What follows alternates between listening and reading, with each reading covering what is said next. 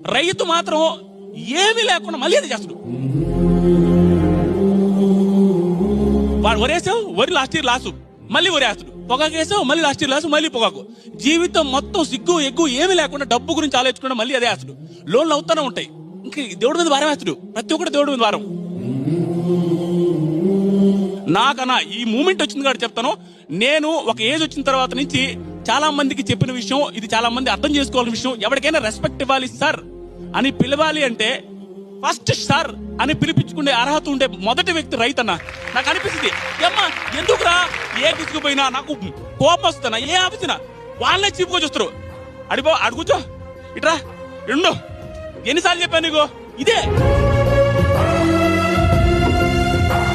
గుడ్లు బాగా వేసుకుని వెళ్తే అండి అది కాదండి ఇలా వెళ్ళండి అంటాడు. ఏమి రైతు కూడు పెడుతుంటే సార్ మీరు వెయిట్ చేయండి సార్, పెద్ద అయినా మీరు వెయిట్ చేయండి సార్, మేడం